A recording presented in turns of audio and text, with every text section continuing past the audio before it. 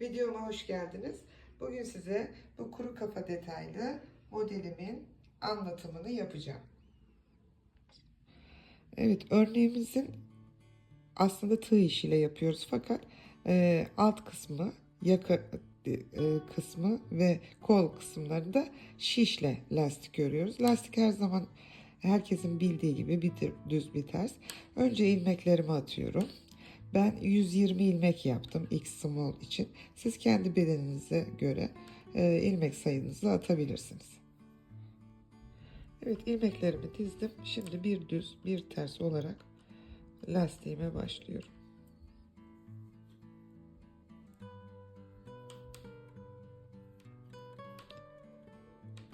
Bir düz, bir ters, bir düz, bir ters, böyle devam ediyorum. Ben lastiğim bittiğinde ne kadar boyutta yaptığımı size göstereceğim. Ben lastiğin uzunluğunu bu kadar yaptım. Siz nasıl isterseniz o kadar yapabilirsiniz. Şimdi kesme işlemine geçiyorum lastiğimi. Normalde şöyle ikisi birlikte de kesilebilir. İki ilmek bir alınıp da kesilebilir ama ben şöyle bir teknikle kesiyorum. Siz hangisini isterseniz öyle yapabilirsiniz. Birinci ilmeği boşaldım. İkinciyi ördüm. Sonra bu boşaldığım ilmeği bunun üstünden geçiriyorum. Bir kez daha yapıyorum. Ördüm. Baştaki ilmeği üstünden geçirdim. Ördüm. Baştaki ilmeği üstünden geçirdim. Bu şekilde sonuna kadar kesme işlemimi yapacağım. Ondan sonra üzerine örneği koyarken tekrar sizinle paylaşacağım. Evet, lastiği kestim. Bitti. Son ilmeğimi tığıma geçiriyorum. Şimdi örneğimi koymaya başlayacağım. Bir, iki zincir çektim. Döndüm. İkili trabzan yapıyorum. Hemen ilk baştaki deliğe giriyorum. Bakın. 1, 2.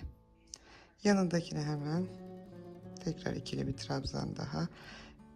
2. 3 tane ikili trabzan zincirimle birlikte 3 tane oldu. Bunlar benim boydan boya gidecek. Kenarda oluşturacağım kısım dikiş olacağı için hep aynı şekilde gidecek. Örneğim haricindeki kısım burası. Bir de 2 zincir çekiyorum. Bir boşluk bırakıyorum. İkincisine geliyorum. Yine ikili bir trabzan yapıyorum. Bu benim örneğimin başında ve sonunda olacak detay. Kuru kafa örneğinin dışında. Bunlar aynı şekilde devam edecek. Şimdi asıl örneğimi koymaya başlıyorum. Bir, iki zincir çektim. Bir boşluk bıraktım. Diğerine ikili trabzan. Tekrar bir, iki zincir çektim. Bir boşluk bıraktım. Yine ikili bir trabzan. Buraya 7 tane olacak, şimdi yan yana yapıyorum. Bu 1, 2,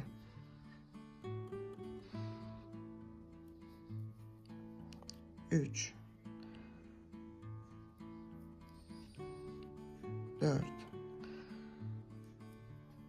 5,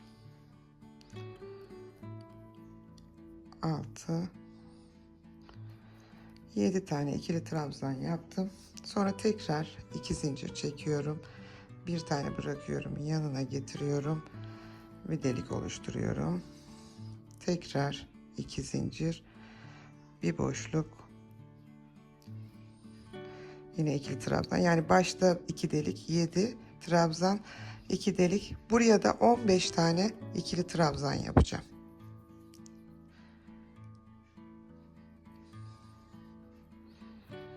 2, 3,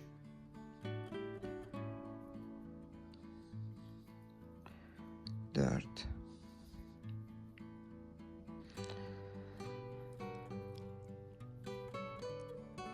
5, 6, hemen yanındakilere hep sürekli batıyorum. 7,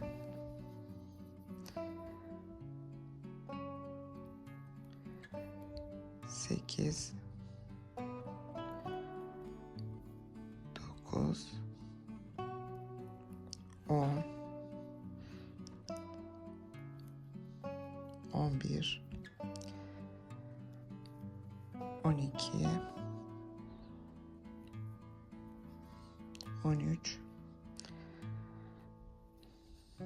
14, 15. İlk sıram bu şekilde devam ediyor. Yani 2 tane delik, 7 trabzan, 2 delik, 15 trabzan. Şimdi tekrar 2 delik, 7 trabzan, 2 delik, 15 trabzan diye sıramın sonuna kadar geleceğim. İkinci sırayı tekrar size detaylı bir şekilde anlatacağım. Evet, birinci sıramı tamamladım. Söylediğim gibi 2 boşluk 7, 2 boşluk 15 trabzan bitirdim. Son tarafta da bu üçlü trabzanımı yaptım. Kenar olacak.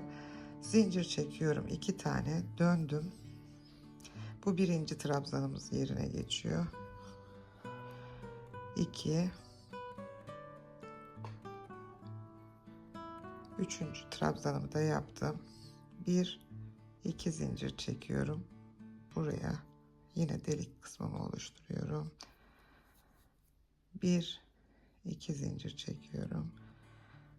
Trabzanın tepesine batıp bir trabzan yapıyorum. Şimdi burada modelimiz değişiyor. Burası 1 yaptım. Boşluğa bir tane, deliğin ortasına ikili trabzan, 2, tepeye 3, yanına 4, yanına 5. 5 tane trabzan yaptıktan sonra 2 zincir çekiyorum. Burada bir tanesini bırakıyorum. Buradan devam ediyorum. 1, ortada bir tane kaldı boş. 2, 3, boş delikli olan kısma bir tane. 4, trabzanın tepesine 5. 7 tane yaptığımızın üstüne bu şekilde yaptık. 5 trabzan, 2 delik, 5 trabzan. Devam ediyoruz. Şimdi 2 zincir çekiyorum. 15 trabzanın üstünü nasıl yapacağımı göstereceğim. İlk sırada yaptığımız. Hemen 15 trabzanın başındakine battım. Bir delik yaptım. 2 zincir çektim. İkinci deliğimi yapacağım. Bir boşluk bırakıyorum. Bir trabzan atlıyorum. Diğerine yapıyorum. Kalanları trabzan olarak şuraya kadar geleceğim. 11 tane olacak burada. Demin 15'ti, şimdi 11. 1, 2, 3. Hep tepelere batıyorum, bütün tepelere. 4, 5, 6, 7, 8, 9, 10, 11. Burada gördüğünüz gibi 2 tane kaldı. Bunu atlayacağım. 1, 2 zincir çekeceğim. En son trabzanın 15. trabzanımızın tepesine battım. Birinci deliğimi oluşturdum. 2 zincir çektim. Diğerine battım. İkinci deliğimi oluşturdum. Burada ikinci sırada yaptığımızda hep bu şekilde devam edecek. 7 trabzanın üstüne 5 sağ tarafa, 5 sol tarafa yapacağım. Ortadaki bir tanesini bırakıp üzerine 2 zincir çekip bir delik yapacağım. Başta 2 delik. Buradan sonra yine 2 tane deliğimiz. 15 trabzanın üstünde de 11 tane trabzan yapıyorum. Bu kenarları delikle tamamlıyorum. Yine aynı şekilde devam edeceğim. 7'li trabzanıma geldim. Bunu da bir daha göstereyim. Şura 1,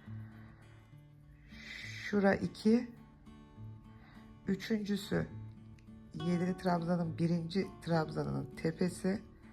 Onun hemen yanı 4, onun hemen yanı 5. 2 zincir çektim. Bir tanesini bırakıp yanındakinden devam edip yine 5 yapıyorum. Bu sırada bu şekilde devam ediyor. Ben bu sıramı yine bitireyim. Üçüncü sıranın detayını da size anlatacağım. Evet, ikinci sıramı da tamamladım. Üçüncü sıram için dönüşümü yapıyorum 2 zincirle. Yine kenardaki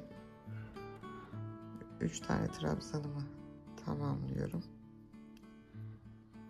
Evet. Tekrar 2 zincir çekiyorum. Bir delik yapıyorum. Burası hep böyle devam ediyor. 3 trabzan bir delik şeklinde yukarı kadar çıkıyor. Şimdi burada demin 5 tane yaptığım yerdeki kısma geldim. Bu deliği yaptıktan sonra bu birinci trabzanım olacak. Boşluğa 2, 5 tane yaptığımın birincisine 3 tane zincir çekiyorum. Kuru kafamızın gözlerini oluşturacağız burada.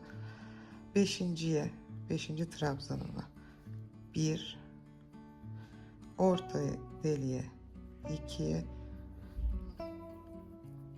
diğer beşlimin birincisine 3, tekrar 3 zincir çekiyorum. 5. trabzanımın tepesine deliğe 2, trabzanın tepesine 3. Yani burayı 3 trabzan, 3 zincir, 3 trabzan, 3 zincir, 3 trabzan tamamladım. Burası 11 yaptığımız kısma geliyorum. 2 zincir çektim. 11 yaptığım birincisine trabzanımı yaptım. Burayı hep deliklerle dolduracağız şimdi. 2 zincir, bir atladım. Diğerine trabzan. 2 zincir, bir atladım. Diğerine 2 zincir,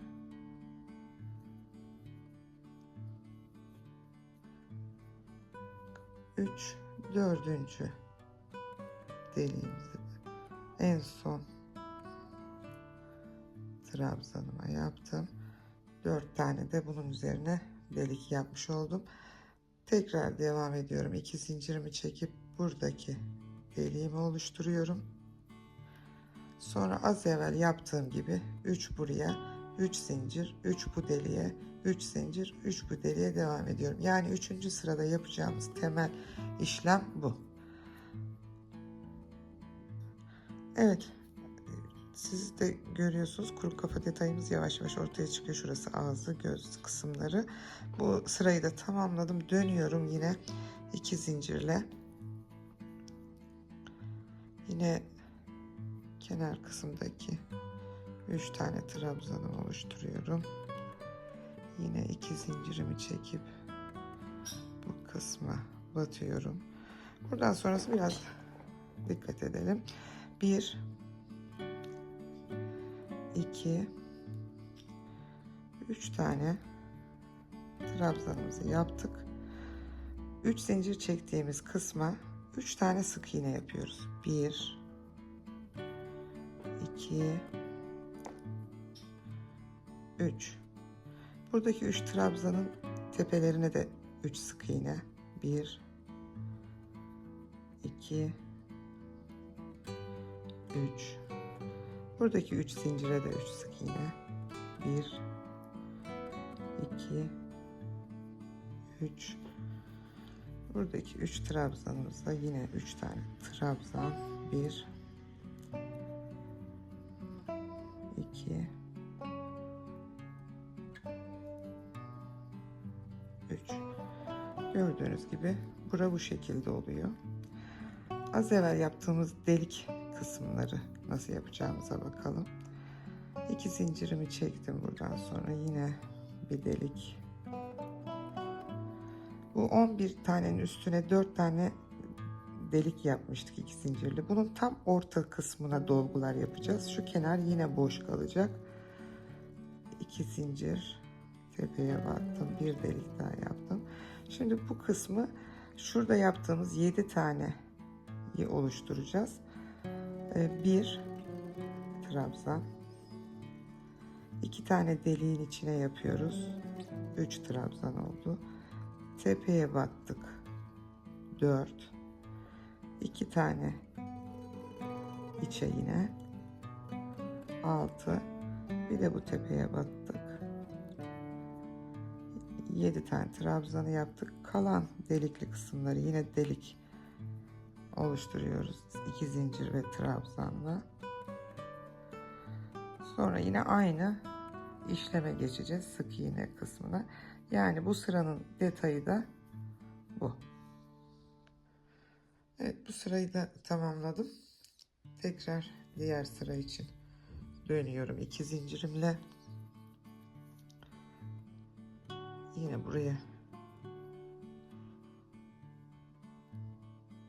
3 tane trabzanımı yapıyorum. Birisi zincirim, diğer ikisi trabzanların tepesine batma. 2 zincir çekiyorum. Burası söylemiştim böyle devam edecek diye. Şimdi burası üçlü yaptığımız yer, demin sık iğne yaptığımız kısımlar ve burası 15 tane trabzan yaparak tamamlanacak. Hep tepelerine batıyoruz. Bu 1, 2, 3, 4, 5, 6, 7, 8, 9, 10, 11, 12, 13, 14,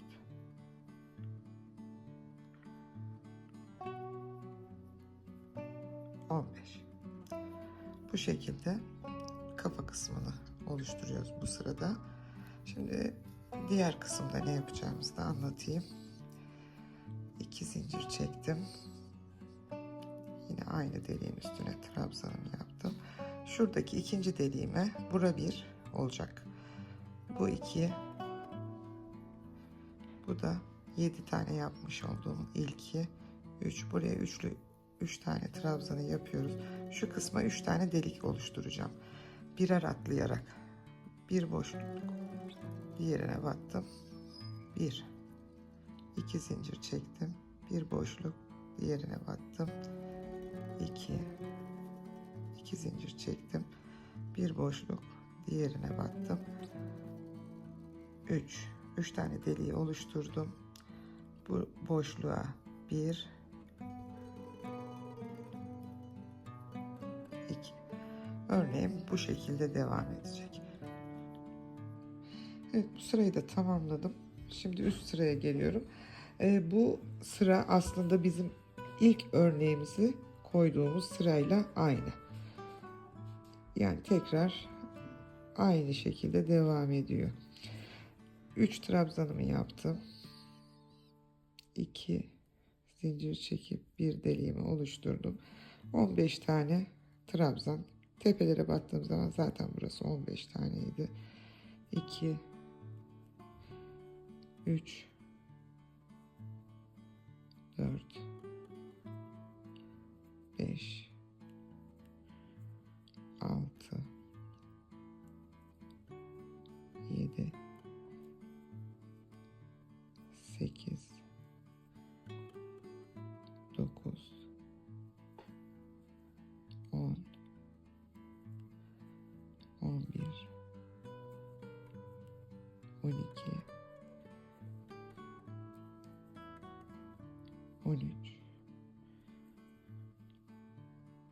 14, son trabzanın tepesine de batıyoruz. 15. 2 zincir çekiyoruz. Deliğimizi oluşturuyoruz. Az evvel yaptığımız üçlü trabzanın üstüne de bir delik. 2 zincirle.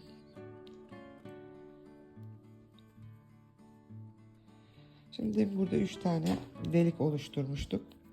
Bu deliklerin bir ortasına bir tepesine, bir ortasına bir tepesine olmak üzere 7 tane trabzanımız oluşacak burada. Bu 1. 2 ortaya. 3 tepeye. 4 ortaya. 5 tepeye. 6 ortaya, 6 boşluğa, 7 tepeye, tekrar 2 zincir çekiyoruz. Üçlü trabzanın üstüne bir delik 3 tane yaptığımıza tekrar 2 zincir,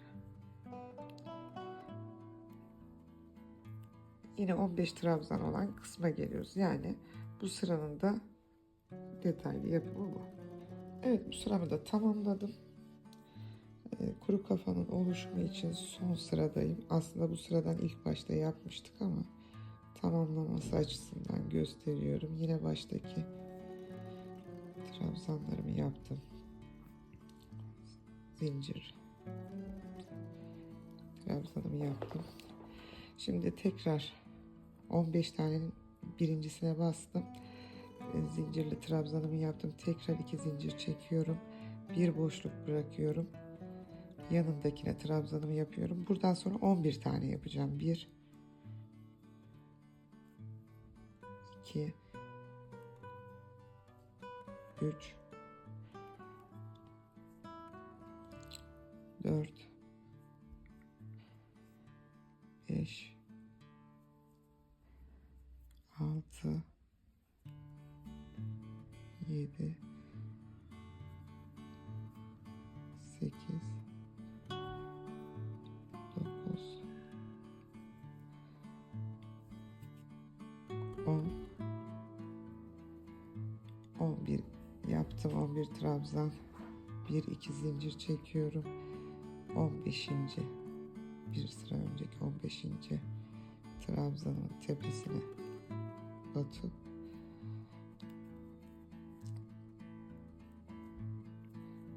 trabzan da yapıyorum.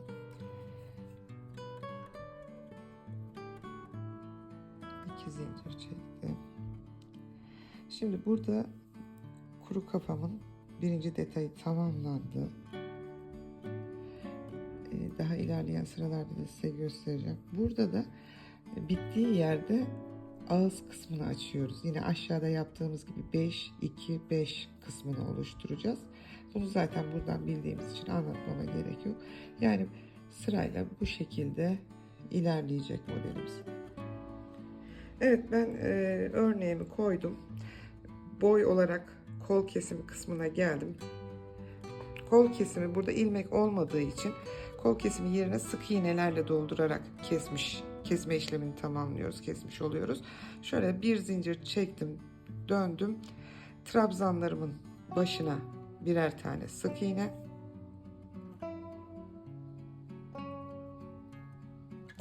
Zincirli olan kısımlara da birer tane sık iğne yaparak, ben biraz daha oyuk olsun istiyorum bunu. Çok normal kazaklardaki gibi 5 4 3 2 1 değil, daha oyuk bir şekilde olmasını istediğim için şuraya kadar ilk kesme işlemini tamamlayacağım. Sık iğne ile dolduruyorum burayı. Dediğim gibi zincirlere birer tane, trabzanların başına da birer tane sık iğne yaparak kesiyoruz, kesmiş oluyoruz. Bir dahaki sırada buraya dönüş yapmayacağım.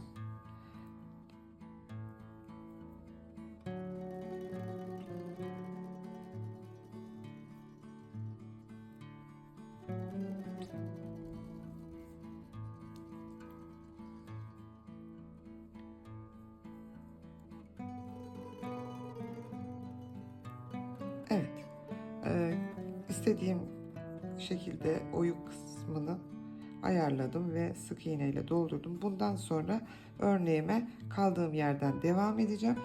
Nereye kadar? Buraya kadar. Bu tarafta da kolu çünkü aynı ölçüde kesmiş olmam gerekiyor. Buraya geldikten sonra bu kısmı yapmayacağım.